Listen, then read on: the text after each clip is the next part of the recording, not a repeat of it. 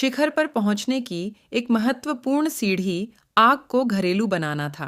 कुछ मानव प्रजातियों ने कोई 800,000 साल पहले आग का कभी कभार इस्तेमाल किया हो सकता है। 3 लाख साल पहले तक आते आते होमो इरेक्टस, निएंडरथल और होमो सेपियंस के पूर्वज नियमित रूप से आग का इस्तेमाल करने लगे थे। मनुष्यों के पास अब रोशनी और गर्माहट का भरोसेमंद संसाधन और शिकारी शेरों के खिलाफ एक घातक हथियार था। हो सकता है कि इसके बाद जल्दी ही मनुष्यों ने जानबूझकर अपने पड़ोस को जलाना शुरू कर दिया हो। एक सावधानीपूर्वक नियंत्रित आग दुर्गम उजाड़ झुरमुटों को आखेटों से भरे उत्कृष्ट चरागाहों में बदल सकती थी। साथ ही जैसे ही आग बुझती होगी, वैसे ही प्रस्तर युग के उद्यमी धुआं उगलते अवशेषों के बीच से गुजरते हुए अधजले जानवरों, गुठलियों और कंदमूलों को समेट लेने में समर्थ हो गए होंगे।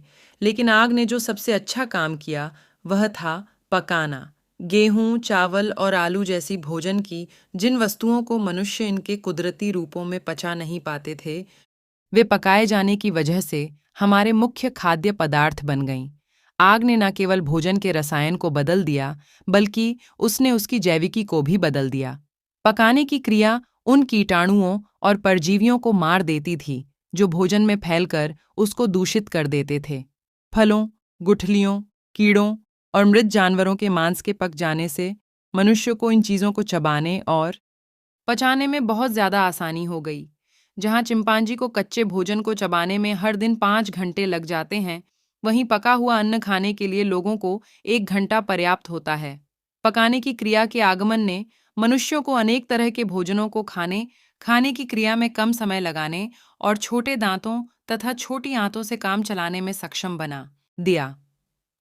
कुछ अध्येताओं का मानना है कि पकाने की क्रिया के आगमन मनुष्य की अंतड़ियों के मार्ग के छोटे होने और मानव मस्तिष्क के विकास के बीच सीधा संबंध है। चूंकि लंबी आंतें और विशाल मस्तिष्क दोनों ही बड़े पैमाने पर ऊर्जा का उपभोग करते हैं, इसलिए दोनों का होना मुश्किल में डालता है। पकाने की क्रिया ने आंतों को छोटा करके और उनकी ऊर्जा खपत को घटाकर निएंडरथल्स और सेपियंस के लिए विशाल मस्तिष्क का रास्ता खोल दिया। आग ने मनुष्य और दूसरे प्राणियों के बीच पहली महत्वपूर्ण खाई भी पैदा की। लगभग सभी प्राणियों की शक्ति उनकी कायाओं पर निर्भर करती है, उनकी मांसपेशियों की ताकत, उनके दांतों के आकार और उनके पंखों की चौड़ाई पर। वे हवाओं और जल प्रवाहों का इस्तेमाल तो कर सकते हैं, लेकिन इन कुदरती बलों को नियंत्रित नहीं कर सकते और वे इनकी भौतिक बनावट के सामने हमेशा लाचार होते हैं।